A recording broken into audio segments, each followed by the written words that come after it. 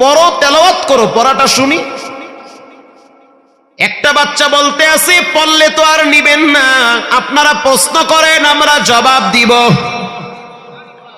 এটা শোনার পরে আমাদের হাত পাও ঠান্ডা হয়ে গেছে। জীবনে কত হাফেজ দেখলাম, এমন হাফেজ দেখি নাই।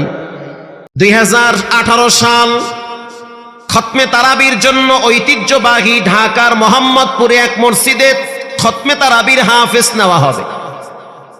তারাবির আমেজ শুরু হয়ে গেছি। বিশাল এক মসজিদের 2 জন হাফেজ নেওয়া হবে। শত শত হাফেজরা সেখানে ইন্টারভিউ দেওয়ার জন্য সিরিয়াল ধরেছে। সেই ইন্টারভিউ বোর্ডের ভিতরে আমিও ছিলাম। শত শত হাফেজদেরকে দেখলাম তারা দরখাস্ত লিখেছে যে আমরা ইন্টারভিউ দিতে চাই। আমরাও তাদের দরখাস্তগুলো অ্যাকসেপ্ট করলাম। ঘোষণা দিয়ে দিয়েছি অমুক দিন সকাল 10টায় ইন্টারভিউ চালু হয়ে যাবে। ইন্টারভিউ শুরু হয়ে গেছে। 120 জনের মতো খতমে তারাবির হাফেজদের ইন্টারভিউ নিলাম। স্থানীয় টিউনো সাহেব ছিল, গণ্যমান্য ব্যক্তি ছিল, আশেপাশের বড় বড় মাদ্রাসার মুহাদ্দিস সাহেবরা ছিল। এবার ঘোষণা হয়ে গেছে আগামী জুমার দিন যেই 2 জনকে আমরা নিব তাদের ব্যাপারে ঘোষণা দেওয়া হবে। জুমার দিন জোহরের জুমার নামাজের পর আমরা বসে আছি যে কার নাম ঘোষণা দেওয়া যায়, কোন 2 জন হাফেজ এবছর খতমে তারাবিতে নিয়োগ হয়েছে।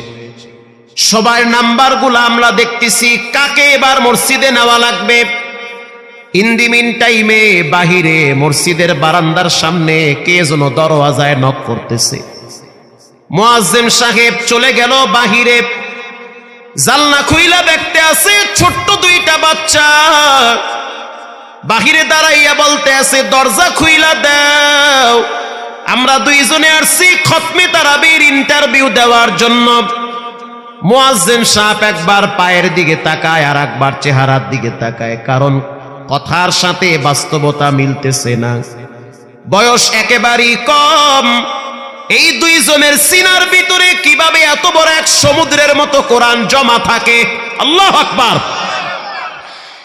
স্পষ্ট জানিয়ে দেওয়া হইল তারাবির ইন্টারভিউ নেওয়া হয়ে গেছে, এখন আর নতুন নেওয়া হবে না, চলে যাও বাড়িতে।